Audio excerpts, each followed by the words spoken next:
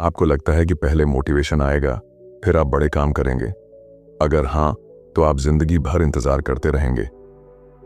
इस किताब ने मेरे सोचने का तरीका बदल दिया और शायद आपकी भी पूरी जिंदगी बदल सकती है। द मोटिवेशन मिथ बताता है कि असली प्रेरणा कहां से आती है और क्यों हम सब अब तक इसे गलत समझते आए हैं। क्या आप जानना चाहते हैं कि बिना मोटिवेशन के भी कैसे बड़े बड़े लोग लगातार कामयाब होते हैं? कैसे आप भी उनका फार्मूला इस्तेमाल कर सकते हैं, एक सिस्टम बनाकर जो हर दिन आपको आगे ले जाए? तो वीडियो को आखिरी तक जरूर देखिए, क्योंकि इसमें आपको मिलेगा असली मोटिवेशन का सीक्रेट, जो आपकी सोच, आपके रिजल्ट्स और शायद आपकी पूरी लाइफ बदल देगा। अध्याय 1, प्रेरणा चिंगारी नहीं है। हम में से अधिकतर लोग सोचते हैं कि प्रेरणा कोई जादू की तरह होती है, जैसे किसी सुबह हम जागें और भीतर से एक जबरदस्त ऊर्जा महसूस हो जो हमें सफलता की ओर ले जाए। लेकिन जेफ हेडन इस अध्याय में यह मिथक तोड़ते हैं। वे कहते हैं कि असली प्रेरणा बाहरी नहीं, बल्कि प्रक्रिया में प्रगति से उत्पन्न होती है।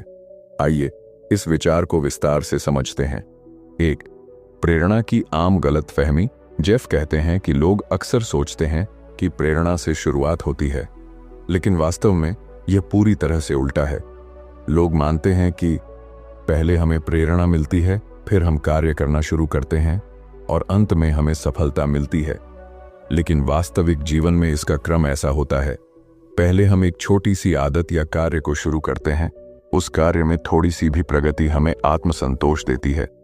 वही आत्मसंतोष प्रेरणा में बदल जाता है और फिर हम उसे दोहराते हैं, जिससे हमें सफलता मिलती है। यह एक साइकिल है। Action, progress, motivation, more action. तो उदाहरण, जिम जाने की आदत मान लीजिए। आप फिट होना चाहते हैं। अगर आप सोचते हैं कि एक दिन अचानक आपको जिम जाने की प्रेरणा मिल जाएगी, तो शायद वो दिन कभी नहीं आएगा।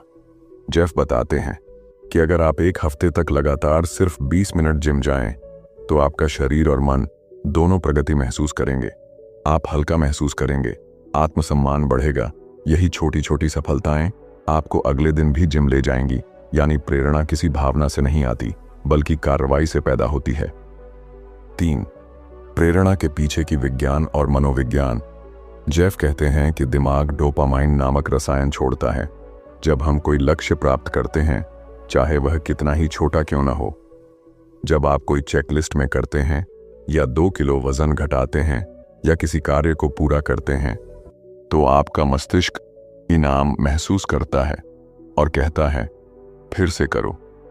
इसलिए एक स्पष्ट और छोटे लक्ष्य पर केंद्रित रहना अधिक उपयोगी होता है। 4, प्रेरणा बहाना भी बन सकती है।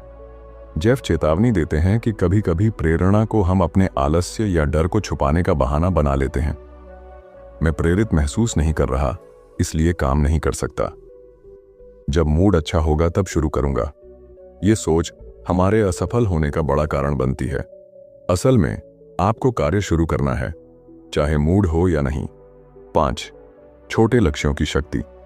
लेखक बताते हैं कि यदि आप कोई बड़ा सपना देख रहे हैं, जैसे कि किताब लिखना, बिजनेस शुरू करना या मैराथन दौड़ना, तो सीधे उस बड़े लक्ष्य पर न जाएं, बल्कि उसे छोटे छोटे हिस्सों में बांटें।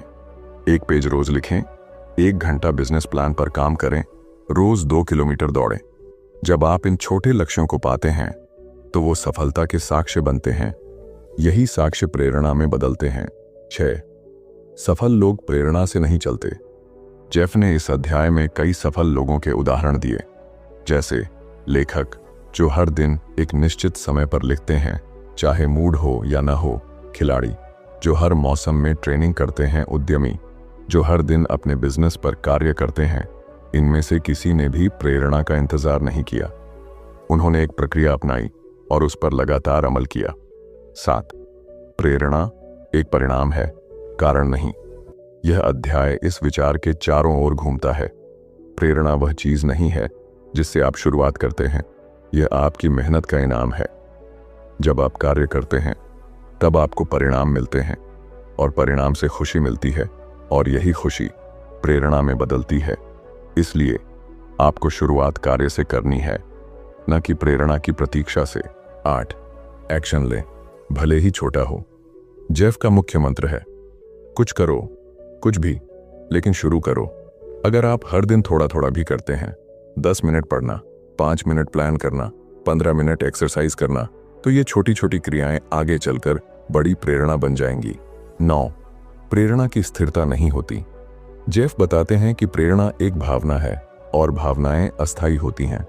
आज आप उत्साहित हैं, कल नहीं। आज आपको अच्छा लग रहा है, कल थका हुआ। लेकिन अगर आप केवल भावनाओं पर निर्भर रहेंगे तो आपकी प्रगति रुक जाएगी।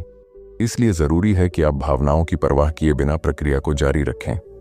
10, एक अंतिम सूत्र, प्रगति ही प्रेरणा है। इस अध्याय का सबसे बड़ा सबक यह है, जब आप प्रगति करते हैं तब प्रेरणा आती है, और जब प्रेरणा आती है तो आप और प्रगति करते हैं। ये एक पॉजिटिव चक्र है जिसे शुरू करने के लिए बस एक कदम उठाना होता है। जेफ हेडन का यह अध्याय हमें यह समझाने की कोशिश करता है कि प्रेरणा कोई रहस्यमय शक्ति नहीं है। यह किसी खास दिन पर नहीं आती। यह आपके अंदर से तभी निकलती है जब आप कार्य करना शुरू करते हैं। यदि आप जीवन में कुछ बड़ा पाना चाहते हैं तो प्रेरित महसूस करने का इंतजार न करें, बस आज एक छोटा कदम उठाएं। अध्याय 2, जितना ज्यादा आप लक्ष्य पर फोकस करेंगे, सफलता की संभावना उतनी ही कम हो सकती है। जेफ हेडन इस अध्याय में एक बहुत ही चौंकाने वाली लेकिन व्यावहारिक बात कहते हैं। अगर आप केवल अपने अंतिम लक्ष्य पर ही ध्यान केंद्रित करेंगे तो हो सकता है आप कभी वहां तक पहुंच ही न पाएं। यह बात सामान्य सोच के बिल्कुल विपरीत है, क्योंकि हमसे अक्सर कहा जाता है, सपनों पर फोकस करो, लक्ष्य को अपनी आंखों के सामने रखो, विजुअलाइज करो कि तुम सफल हो चुके हो। लेकिन लेखक दिखाते हैं कि बहुत अधिक लक्ष्य केंद्रित होना आपके लिए कैसे एक जाल बन सकता है। 1, लक्ष्य पर अत्यधिक ध्यान कैसे नुकसानदायक बनता है। जेफ बताते हैं कि जब हम सिर्फ अंतिम परिणाम पर ध्यान केंद्रित करते हैं, जैसे 10 किलो वजन घटाना, एक बेस्ट सेलर किताब लिखना, 1 करोड़ रुपए कमाना, तो हम 2 बड़ी गलतियां करते हैं। एक, हम वर्तमान को नजरअंदाज कर देते हैं। हम सिर्फ परिणाम की सोच में खो जाते हैं। हम दिन प्रतिदिन की जरूरी मेहनत को गंभीरता से नहीं लेते, तो हम जल्दी निराश हो जाते हैं। जब तक लक्ष्य पूरा नहीं होता तब तक हमें कोई संतोष नहीं मिलता। अगर महीनों तक प्रगति नहीं दिखती तो हम हार मान लेते हैं। जेफ का तर्क है कि लक्ष्य आपकी दिशा तय करता है, लेकिन आपकी प्रक्रिया ही आपको वहां ले जाती है। तो लक्ष्य से ज्यादा प्रक्रिया क्यों जरूरी है? लेखक कहते हैं कि सफल लोग केवल लक्ष्य नहीं तय करते, वे एक रूटीन बनाते हैं जो उन्हें लगातार आगे बढ़ाता है। उदाहरण, एक लेखक हर दिन 1000 शब्द लिखता है, चाहे वह प्रेरित महसूस करे या नहीं। एक एथलीट हर दिन सुबह 5 बजे उठकर ट्रेनिंग करता है। बिना किसी बहाने के वे लक्ष्य की तरफ भागते नहीं, वे प्रक्रिया में पूरी तरह समर्पित रहते हैं। प्रेरणा और आत्मविश्वास भी इसी निरंतरता से आता है। 3, लक्ष्य की छवि बनाम प्रक्रिया की मेहनत। जेफ इस अध्याय में एक और जरूरी बात बताते हैं। लोग लक्ष्य की कल्पना, विजुअलाइजेशन में फंसे रहते हैं, लेकिन उसकी प्रक्रिया को अपनाने से डरते हैं। उदाहरण, लोग सोचते हैं कि वे एक दिन मंच पर भाषण देंगे और लोग तालियां बजाएंगे, लेकिन वे रोजाना अभ्यास नहीं करते। कोई सोचता है कि वह बिजनेस शुरू करेगा और लाखों कमाएगा, लेकिन वह मार्केट रिसर्च या ग्राहक सेवा नहीं सीखता। लक्ष्य अच्छा लगता है, लेकिन प्रक्रिया कठिन होती है। और अगर आप सिर्फ लक्ष्य पर केंद्रित रहेंगे तो प्रक्रिया को नजरअंदाज करेंगे। 4, लक्ष्य आपको बांध सकता है, प्रक्रिया आपको मुक्त करती है। जेफ बताते हैं कि जब आप सिर्फ लक्ष्य से जुड़े होते हैं तो आप उसकी कामयाबी या नाकामी से बंधे होते हैं। अगर आप सफल हुए तो अच्छा, अगर नहीं हुए तो आपको लगेगा कि आपने समय बर्बाद किया। लेकिन जब आप प्रक्रिया से जुड़े होते हैं तो हर दिन की मेहनत आपको संतोष देती है और आप सिर्फ परिणाम नहीं बल्कि खुद में बदलाव महसूस करते हैं। इससे आप हर दिन अंदर से सफल महसूस करने लगते हैं, न कि केवल लक्ष्य पूरा होने पर। 5, लक्ष्य को कैसे देखना चाहिए। जेफ कहते हैं कि लक्ष्य को सिर्फ एक दिशा सूचक की तरह देखना चाहिए, न कि मंजिल की तरह। जैसे गूगल मैप्स में आप डेस्टिनेशन डालते हैं, लेकिन असली काम है रास्ते का पालन करना। उसी तरह जीवन में लक्ष्य डालें, लेकिन सारा ध्यान उस रास्ते प्रोसेस पर लगाएं। लक्ष्य आपको बताता है किधर जाना है, प्रक्रिया बताती है कैसे जाना है। 6. दबाव और डर, लक्ष्य केंद्रित सोच का परिणाम। जेफ एक बहुत व्यावहारिक मनोवैज्ञानिक पहलू भी बताते हैं। जब आप खुद को केवल लक्ष्य से जोड़ लेते हैं तो आप दबाव में आ जाते हैं। अगर मैं ये नहीं कर पाया तो लोग क्या सोचेंगे, मुझ में क्षमता नहीं है क्या? इसका नतीजा anxiety, self doubt, over thinking. लेकिन जब आप केवल एक दिन के कार्य पर ध्यान देते हैं, जैसे आज सिर्फ 30 मिनट मेहनत करनी है, तो आप शांत, केंद्रित और मजबूत बने रहते हैं। 7. उदाहरण, बेस्ट सेलर लेखक की आदत। जेफ एक लेखक का उदाहरण देते हैं जो बेस्ट सेलर किताबें लिखता है। उसने जेफ से कहा, मैं कभी भी किताब पूरी करने के बारे में नहीं सोचता। मैं सिर्फ इस बात पर ध्यान देता हूं कि आज मैं 1000 शब्द लिखूं। वो हर दिन सिर्फ एक छोटे लक्ष्य पर काम करता है और जब 60 दिन बीतते हैं तो उसके पास एक पूरी किताब होती है। यह है प्रक्रिया आधारित मानसिकता का कमाल। 8. एक्शन लेने में देरी क्यों होती है। जेफ बताते हैं कि जो लोग लक्ष्य से बहुत ज्यादा जुड़े होते हैं वे कई बार शुरुआत भी नहीं कर पाते। कारण, उन्हें डर होता है कि वे लक्ष्य तक नहीं पहुंच पाएंगे। वे सोचते हैं कि सब कुछ परफेक्ट होना चाहिए। वे शुरुआत करने से पहले बहुत सोचते हैं, जबकि प्रक्रिया केंद्रित व्यक्ति कहता है, चलो आज थोड़ा सा ही सही, लेकिन शुरू करते हैं। और यही सोच उसे धीरे धीरे सफलता की ओर ले जाती है। 9. वास्तविक उदाहरण, उद्यमी, खिलाड़ी, कलाकार।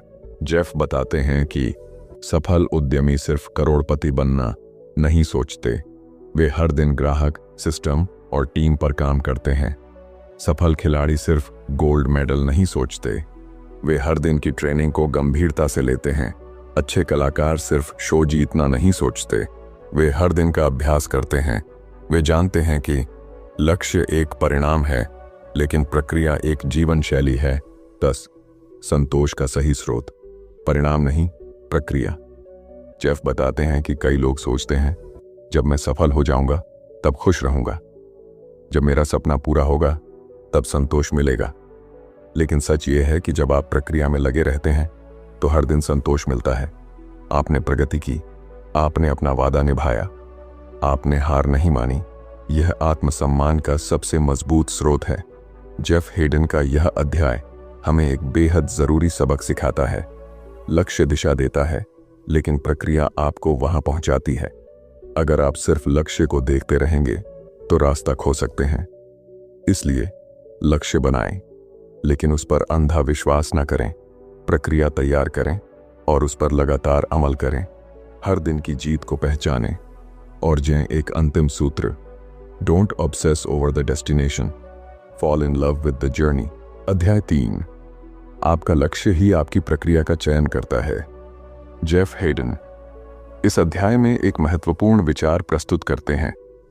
आप अपने लक्ष्य चुन सकते हैं, लेकिन एक बार लक्ष्य तय हो जाने के बाद प्रक्रिया अपने आप निर्धारित हो जाती है। यह विचार इस बात पर केंद्रित है कि जब हम कोई लक्ष्य निर्धारित करते हैं तो हमें उस लक्ष्य को प्राप्त करने के लिए आवश्यक प्रक्रिया को अपनाना होता है, भले ही वह प्रक्रिया कठिन या असुविधाजनक हो। यह अध्याय इस सिद्धांत की गहराई में जाता है और बताता है कि कैसे प्रक्रिया पर ध्यान केंद्रित करके हम अपने लक्ष्यों को प्राप्त कर सकते हैं। 1. लक्ष्य और प्रक्रिया का संबंध।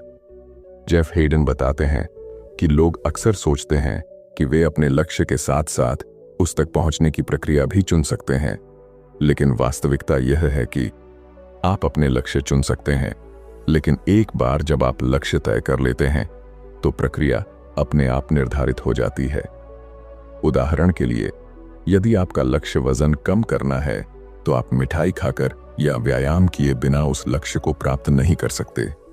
लक्ष्य की प्रकृति ही प्रक्रिया को निर्धारित करती है। तो प्रक्रिया का पालन क्यों महत्वपूर्ण है?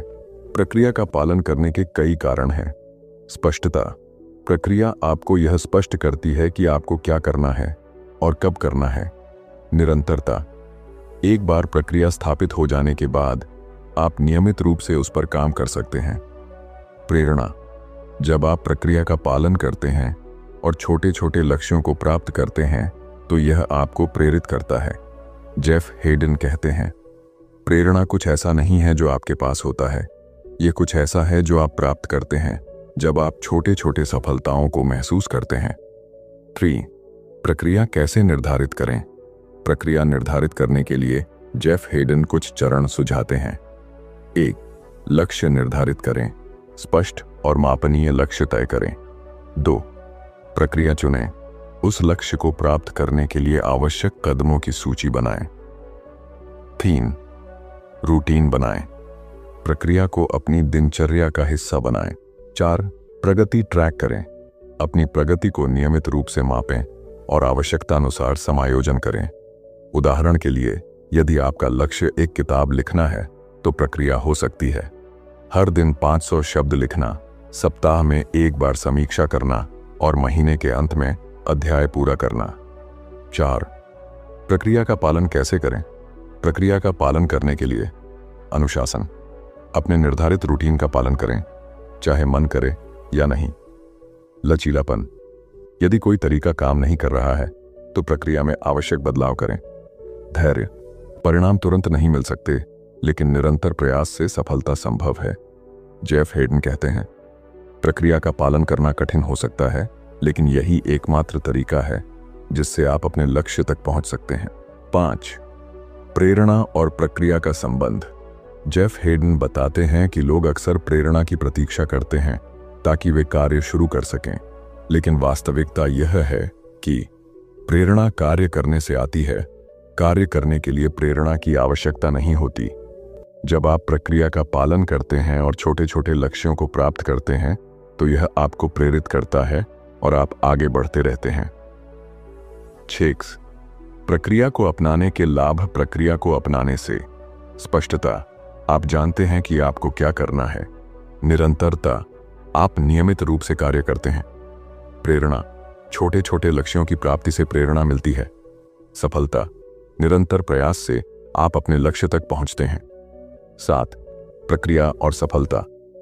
जेफ हेडन कहते हैं, सफलता एक प्रक्रिया का परिणाम है, न कि एक घटना का।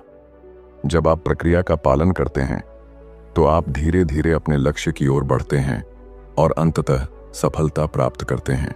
8. प्रक्रिया को अपनाने के लिए सुझाव। छोटे कदम, बड़े लक्ष्य को छोटे छोटे हिस्सों में बांटें। नियमितता, हर दिन कुछ न कुछ करें। समीक्षा, अपनी प्रगति की नियमित समीक्षा करें। समायोजन, आवश्यकतानुसार प्रक्रिया में बदलाव करें। जेफ हेडन इस अध्याय में यह स्पष्ट करते हैं कि लक्ष्य निर्धारित करना महत्वपूर्ण है, लेकिन उससे भी अधिक महत्वपूर्ण है उस लक्ष्य तक पहुंचने की प्रक्रिया को अपनाना। प्रक्रिया का पालन करने से ही आप अपने लक्ष्य तक पहुंच सकते हैं। प्रेरणा कार्य करने से आती है, न कि उसके पहले। इसलिए यदि आप अपने जीवन में किसी लक्ष्य को प्राप्त करना चाहते हैं तो एक स्पष्ट प्रक्रिया निर्धारित करें और उसका अनुशासित तरीके से पालन करें। अध्याय 4। खुशी उन लोगों के पास आती है जो लगातार उपलब्धियां हासिल करते हैं। जेफ हेडन इस अध्याय में यह बताते हैं कि खुशी और सफलता केवल एक बड़े लक्ष्य को प्राप्त करने से नहीं आती, बल्कि लगातार छोटे छोटे लक्ष्यों को हासिल करने और विभिन्न क्षेत्रों में दक्षता प्राप्त करने से आती है। वे इस विचार को प्रस्तुत करते हैं कि सीरियल अचीवर्स, यानी वे लोग जो विभिन्न क्षेत्रों में लगातार उपलब्धियां हासिल करते हैं, अधिक संतुष्ट और खुश रहते हैं। 1. सीरियल अचीवर कौन है?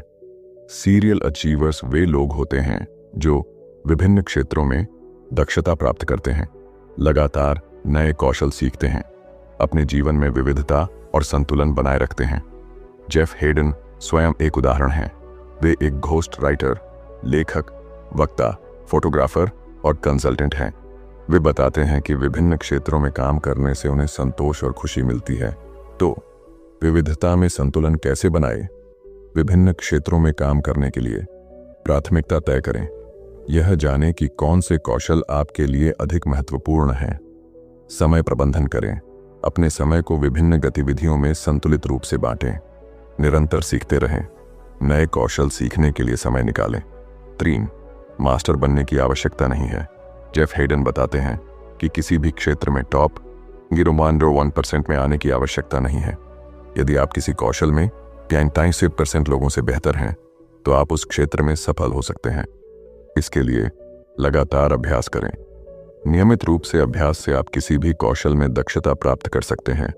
फीडबैक लें, अपने प्रदर्शन पर प्रतिक्रिया प्राप्त करें और सुधार करें।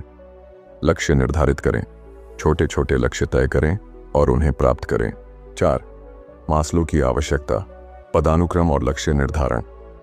जेफ हेडन बताते हैं कि अपने लक्ष्यों को निर्धारित करते समय मास्लो की आवश्यकता पदानुक्रम को ध्यान में रखना चाहिए। मूलभूत आवश्यकताएं जैसे भोजन, पानी, आश्रय, सुरक्षा जैसे नौकरी की स्थिरता, स्वास्थ्य। सामाजिक आवश्यकताएं जैसे संबंध, मित्रता, आत्मसम्मान जैसे उपलब्धियां, मान्यता, आत्म साक्षात्कार जैसे व्यक्तिगत विकास, रचनात्मकता। यदि आपकी मूलभूत आवश्यकताएं पूरी नहीं हुई हैं तो पहले उन्हें पूरा करने पर ध्यान दें। 5. प्रक्रिया पर ध्यान केंद्रित करें। जेफ हेडन बताते हैं कि लक्ष्य निर्धारित करने के बाद उस लक्ष्य तक पहुंचने की प्रक्रिया पर ध्यान केंद्रित करना चाहिए। दैनिक रूटीन बनाएं, नियमित रूप से कार्य करने की आदत डालें, प्रगति को ट्रैक करें, अपनी प्रगति को मापें और आवश्यकतानुसार समायोजन करें। छोटे छोटे जीत का जश्न मनाएं, प्रत्येक छोटे लक्ष्य की प्राप्ति को सराहें। 6. प्रेरणा की मिथक से बाहर निकलें। जेफ हेडन बताते हैं कि प्रेरणा कोई जादुई चीज नहीं है जो अचानक आती है, बल्कि यह प्रक्रिया का परिणाम है। कार्य शुरू करें। एक बार जब आप कार्य शुरू करते हैं तो प्रेरणा अपने आप आती है। निरंतरता बनाए रखें, नियमित रूप से कार्य करने से प्रेरणा बनी रहती है।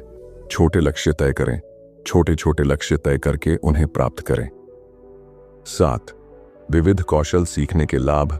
विभिन्न कौशल सीखने से आपकी बहुमुखी प्रतिभा बढ़ती है, आपके पास अधिक अवसर होते हैं, आपका आत्मविश्वास बढ़ता है। जेफ हेडन बताते हैं कि यदि आप हर 5 साल में एक नया कौशल सीखते हैं तो आप अपने जीवन में कई कौशल में दक्षता प्राप्त कर सकते हैं। 8.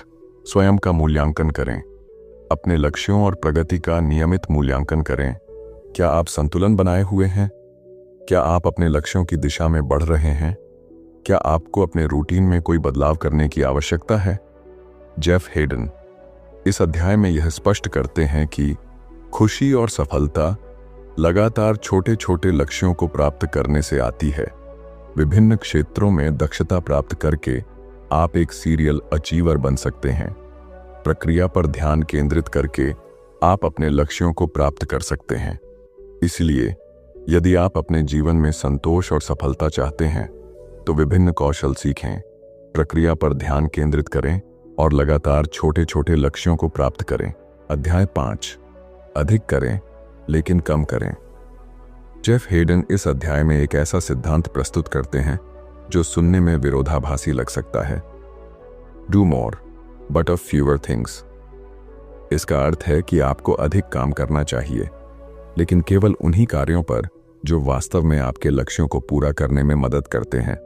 यह अध्याय प्राथमिकता और फोकस के महत्व को रेखांकित करता है। 1. अधिक कार्य करने की गलतफहमी। बहुत से लोग सोचते हैं कि सफलता पाने के लिए आपको हर समय व्यस्त रहना होगा, हर अवसर को अपनाना होगा और हर दिशा में प्रयास करना होगा। लेकिन जेफ हेडन कहते हैं कि हर दिशा में काम करना आपको कहीं नहीं पहुंचाता। यदि आप हर चीज में थोड़ा थोड़ा प्रयास करते हैं तो कोई भी प्रयास इतना गहरा नहीं होता कि वह सफलता दिला सके। 2. फोकस का महत्व। जेफ बताते हैं कि कम कार्यों पर अधिक समय लगाना ही सफलता की कुंजी है। जब आप केवल उन्हीं कार्यों पर ध्यान केंद्रित करते हैं जो वास्तव में परिणाम लाते हैं तो आपकी उत्पादकता बढ़ती है, आपका समय बर्बाद नहीं होता, आप तेजी से प्रगति करते हैं। यह सिद्धांत एक बहुत ही प्रसिद्ध सिद्धांत पर आधारित है, परेटो प्रिंसिपल, 80-20 रूल। 80% परिणाम 20% प्रयासों से आते हैं। 3. क्या करें क्या न करें। कार्यों का मूल्यांकन। जेफ सुझाव देते हैं कि अपने सभी कार्यों की एक सूची बनाएं और खुद से पूछें, क्या यह कार्य मेरे मुख्य लक्ष्य में योगदान दे रहा है? क्या इससे वास्तविक परिणाम मिलते हैं? क्या यह केवल व्यस्तता है या वास्तव में उपयोगी है? यदि उत्तर नहीं है तो उस कार्य को हटा दें या दूसरों को सौंप दें। 4. प्रोडक्टिविटी। बिजीनेस, व्यस्त रहना उत्पादक होने का प्रमाण नहीं है। जेफ कहते हैं, आप दिन भर व्यस्त रह सकते हैं, लेकिन जरूरी नहीं कि आप अपने लक्ष्य के करीब भी पहुंचे हों। उत्पादकता का मतलब है वह करना जो आवश्यक है और उसे सही तरीके से करना। 5. निर्णय लेना सीखें। क्या छोड़ना है? कई बार सफलता पाने के लिए यह जरूरी होता है कि आप कुछ चीजों को छोड़ दें। जिन परियोजनाओं से आपको कोई खास फायदा नहीं हो रहा है, जो ग्राहक आपकी ऊर्जा निचोड़ते हैं लेकिन मूल्य नहीं देते, वे सामाजिक गतिविधियां जो केवल समय की बर्बादी हैं। हर हाँ के पीछे एक न होता है। जब आप किसी व्यर्थ कार्य को ना कहते हैं, तभी आप महत्वपूर्ण कार्य को हाँ कह पाते हैं। 6. दिनचर्या में सरलता लाए। जेफ यह भी बताते हैं कि सफल लोग अपनी दिनचर्या को सरल रखते हैं। वे दिन की शुरुआत सबसे महत्वपूर्ण कार्य से करते हैं। वे निर्णयों की संख्या कम करते हैं ताकि मानसिक ऊर्जा बची रहे। वे समय सारणी बनाते हैं और उसके अनुसार चलते हैं। उदाहरण के लिए, फेसबुक के मार्क जकरबर्ग हर दिन एक जैसे कपड़े पहनते हैं ताकि उन्हें छोटे फैसलों पर दिमाग न लगाना पड़े। 7. मल्टीटास्किंग का भ्रम। बहुत से लोग सोचते हैं कि एक ही समय पर कई कार्य करना उत्पादकता बढ़ाता है, लेकिन जेफ बताते हैं कि मल्टीटास्किंग उत्पादकता नहीं, बल्कि ध्यान भटकाव है। जब आप एक साथ कई काम करते हैं, आपकी गुणवत्ता गिरती है, आप अधिक समय लेते हैं, आप थक जाते हैं और गलतियां करते हैं। एक समय में एक कार्य करना ही सबसे प्रभावी तरीका है। 8. अहम और सरल कार्यों में अंतर। जेफ कार्यों को 2 भागों में बांटते हैं।